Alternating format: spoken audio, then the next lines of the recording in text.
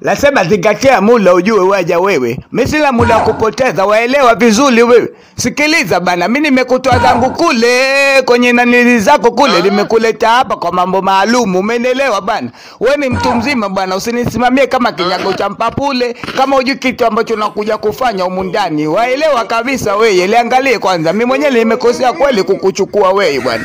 Kwanza kulikuwa kuna kiza, ningejua hata nisingekuchukua. Jitu gani liangalie lisula libaya, lakini sema ndio hivyo. Nikasema bwana ngoja nikuchukue tu hivyo hivyo bwana. Wewe mtu gani wala kuku lobo nzima, wewe mtu wewe mmoja tu. Kama una tumbo na chimo wewe, angalia umenisimamia alafu hakuna kitu chochote cha maana. Watakao simame hapo mpaka asubuhi useme muda wangu umeisha. Angalia wewe, hela nilotoa ni nyingi ujue. Leo inaniuma kweli kweli wewe.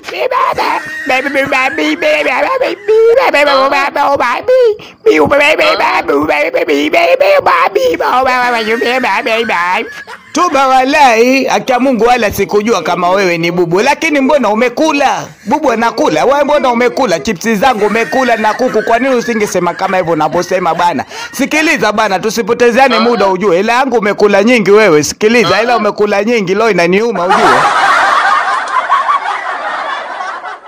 Oya vipi wewe, sikiliza bana, mimi nina mahela mengi hapa. Sasa natafuta sehemu ya kufuga nini, nataka nifuge ng'ombe zangu hapa na mazao mbuzi nini. Kwa hiyo hapa nataka kama vipi hapa, nataka eneo ili hapa, ili kama nitapata eneo lote ili hapa ili nianze kuweka mazao yangu hapa, alafu nianze kufuga. Si unajua kule kwetu sisi wafugaji na nini. Kwa hiyo kama vipi wewe si mwenyeji hapa, fanya mazingira basi nipate eneo kubwa sana la peke yangu. Ukizikana nyumba hizi zote mimi ninunue yani. Sasa wewe bwana wewe, watu wenye hela wanasema. Wenye hela wanaonekana bwana, wanaonekana kwa macho tu. Wewe unasema una hela nyingi, angalia hata mwenye shati kuvaa ni shida. Kwanza wewe jitula wapi wewe? Mbona nakuonaona unavamia watu tu hata hujui bwana. Haya sema, unataka eneo la kuna nini la kufuga mazao. Wewe unaona huku kote wamejenga nyumba huko. Sasa eneo unapata wapi? Si uende huko Ikwilili huko. Kuna eneo makubwa tu unaweza kupata. Na huko utapata madalali, umeelewa vizuri bwana wewe? Mimi sio dalali, umenielewa? Mimi sio dalali. Kama unataka nikuibie nitakuibia, lakini mimi sio dalali. Mimi mtu mwema bwana. Wananiita kipara Hata haiwezekani mwanangu. Wewe unanihitaje mimi? Unanihitaje? Unaniambia sina nguo mjinga. Sikiliza nikwambie, mimi sijaamua wenyewe kununua nguo nini. Sinajua tunategemea utamaduni wetu ndio tunaonewa.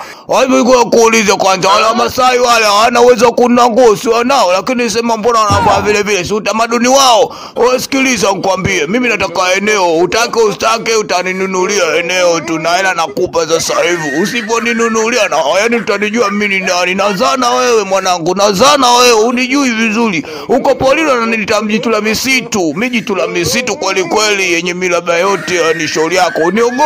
Uniogope au? Sasa mbona amekuwa hayo tena bana, tunatishana bila mpango wote bwana. Sikiliza bwana, sawa bwana, wewe kama umeamua lako bwana. Ukiamua yenu nyie lazima yawe bwana. Haya, zamani bwana kwa kukuita hivyo. Haya nigaie hizo hela basi. Nikutafutie eneo kubwa bwana. Mimi nitafanyaje tena? Twende zetu nikupeleke Ikwilili kule ukachukua eneo kubwa kwa bei rahisi bwana, ili usiniazu kunizuru bure, maana nishakuona ushaanza kupatisha midadi.